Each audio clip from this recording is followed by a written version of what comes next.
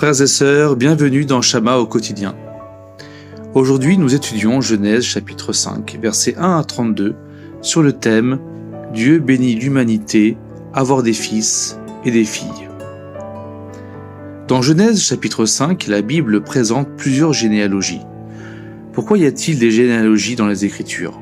Certains pensent qu'elles retracent toute l'histoire de familles, de clans ou même de peuples entiers.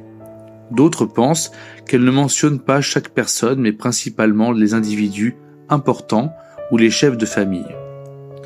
Dans la Bible, lorsqu'il est écrit « un tel engendra un tel », cela peut signifier une relation père-fils directe, mais aussi un lien plus lointain, comme un ancêtre. Autrefois, dans beaucoup de régions du monde, il existait très peu de documents écrits. Chez les Hébreux, l'histoire d'un peuple se transmettait principalement oralement, de génération en génération. Les généalogies servaient donc de mémoire collective, elles permettaient de retenir l'histoire du peuple, de préserver la tradition familiale et surtout de confirmer la promesse de Dieu selon laquelle le Messie, Jésus-Christ, viendrait de la descendance d'Abraham. En lisant ces généalogies, nous voyons une caractéristique importante du cœur de Dieu. Dieu ne regarde pas seulement les nations, mais chaque personne individuellement. C'est pourquoi les Écritures mentionnent des noms, l'âge de ces personnes et leurs descendants. Ainsi, lorsque tu te sens perdu ou insignifiant au milieu de la foule, souviens-toi que Dieu t'aime personnellement. Il connaît ton nom, il t'aime et il se soucie de toi. En remontant jusqu'à Adam et Ève, nous réalisons que toute l'humanité est liée, que nous sommes tous de la même famille.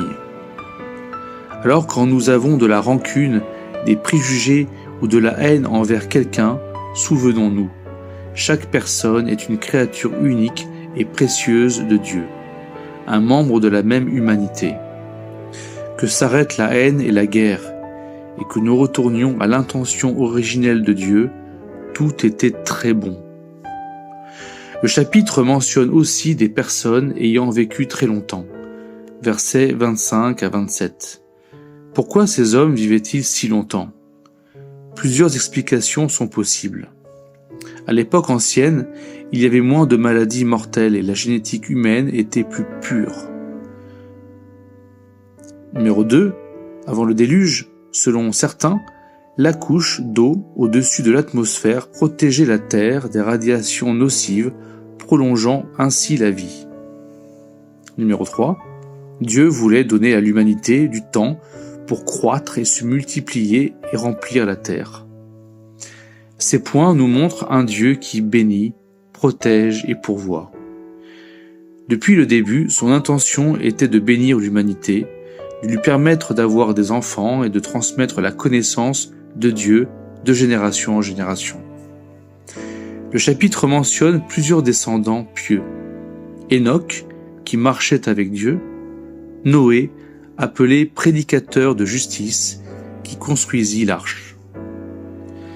Frères et sœurs, aujourd'hui encore, nous vivons dans un monde corrompu et éloigné de Dieu. C'est pourquoi nous devons imiter ces hommes justes.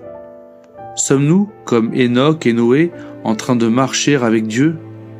Sommes-nous en train de vivre une vie pieuse et courageuse, avertissant les gens du jugement à venir et les appelant à revenir à Dieu ?